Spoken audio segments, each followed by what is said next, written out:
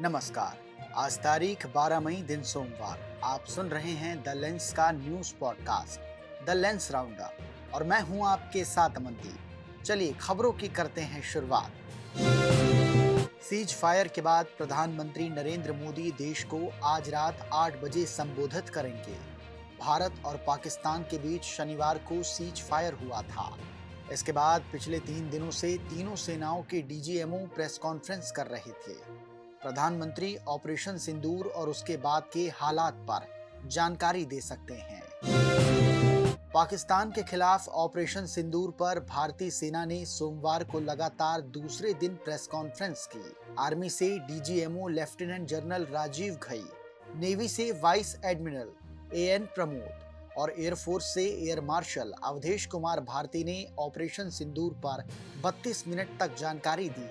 Air marshal Bharti ने कहा, भय बिना होए ना प्रीत। हमारी लड़ाई आतंकवादियों के साथ है।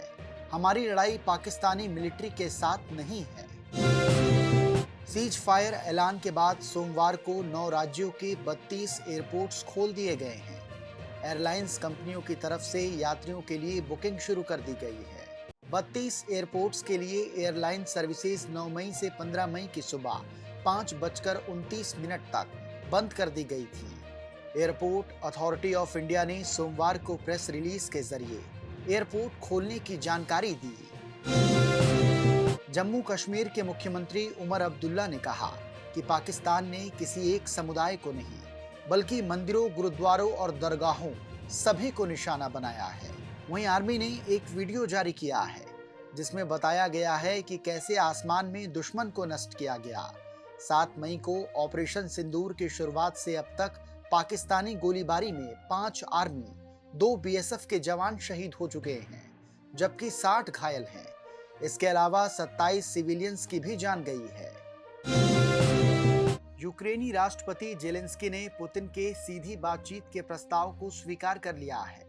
इसके साथ ही उन्होंने रूसी राष्ट्रपति को व्यक्तिगत रूप से मिलने की चुनौती दी है। जेलेंस्की ने कहा कि मैं गुरुवार को तुर्की में पुतिन का व्यक्तिगत रूप से इंतजार करूंगा।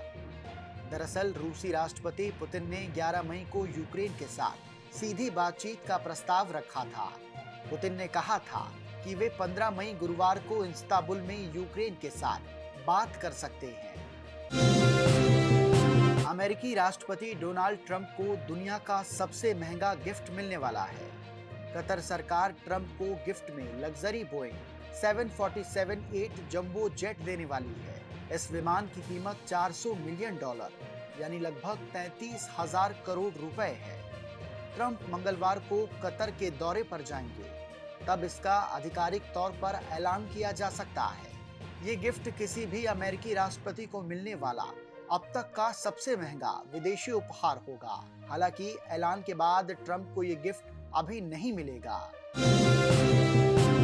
पाकिस्तान में सोमवार दोपहर भूकंप के झटके महसूस किए गए। इसमें किसी तरह के जान माल के कोई नुकसान की खबर नहीं है। नेशनल सेंटर फॉर सिस्मोलॉजी के मुताबिक भूकंप का केंद्र 10 किलोमीटर की गहराई में दर्ज किया गया। इससे पहले 5 और 10 मई को भी पाकिस्तान में भूकंप के झटके महसूस किए गए थे। अमेरिका और चीन के बीच जेनेवा में ट्रेड डील पर सहमति बन गई है। दोनों देशों ने टैरिफ में 115% की कटौती का ऐलान किया है। जिनेवा में दोनों देशों के बीच हुए समझौते के मुताबिक अमेरिका चीनी सामानों पर 30% टैरिफ लगाएगा, वहीं चीन अमेरिकी सामानों पर 10% टैरिफ लगाएगा। दोनों देशों के बीच टैरिफ में ये कटौती फिलहाल 90 दिनों के लिए की गई है। सीज फायर की घोषणा के बाद सोमवार 12 मई को सेंसेक्स 2975 अंक यानी कि 3.74% चढ़कर 82,430 के स्तर पर बंद हुआ। सेंसेक्स की ये साल की सबसे बड़ी तेजी है। इससे पहले सेंसेक्स 15 अप्रैल को 1577 पॉइंट यानी 2.10% चढ़ा था। सेंसेक्स के 30 में से 28 शेयरों में तेजी है। निफ्टी में भी 917 अंक यानी 3.82% की तेजी रही। ये 24,925 के स्तर पर बंद हुआ। विराट कोहली ने टेस्ट क्रिकेट से संन्यास ले लिया है। कोहली ने सोमवार को सोशल मीडिया पर लिखा, टेस्ट क्रिकेट ने मेरी परीक्षा ली, मुझे आकार दिया, वो पाठ सिखाए जो जिंदगी भर मुझे याद रहेंगे। कोहली ने 10 मई को बीसीसीआई से कहा था कि मैं टेस्ट क्रिकेट से संन्यास लेना चाहता हूं। बोर्ड ने कोहली को अपने फैसले पर विचार करने को कहा था। 11 मई को बोर्ड के एक अधिकारी ने उनसे बात भी की थी। अब बात मौसम की। मौसम विभाग ने सोमवार को 20 राज्यों में 40 से 50 किलोमीटर प्रति घंटे की रफ्तार से हवाएं चलने का अनुमान जताया है। इनमें राजस्थान, मध्य प्रदेश, आंध्र प्रदेश, असम, मेघालय, छत्तीसगढ़, पश्चिम बंगाल, हरियाणा, दिल्ली, जम्मू कश्मीर, लद्दाख, केरल, महाराष्ट्र, पंजाब, गुजरात, हिमाचल प्रदेश, कर्नाटक, झारखंड, तमिलनाडु और तेलंगाना शामिल है। इसी के साथ ही भीषण गर्मी के बीच कई राज्यों में बारिश का दौर भी शुरू हो गया है।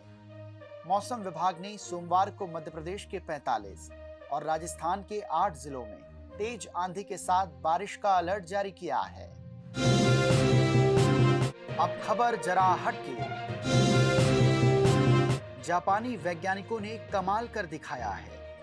एक नई एआई आधारित तकनीक अब सपनों को डिजिटल तस्वीरों में बदल सकती है।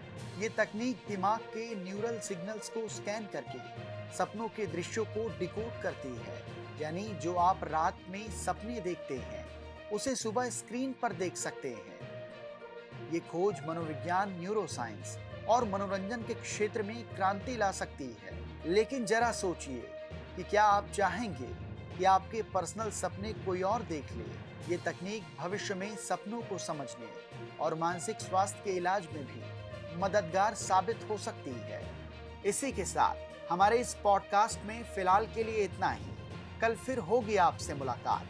अभी दीजिए आज्ञा। नमस्कार।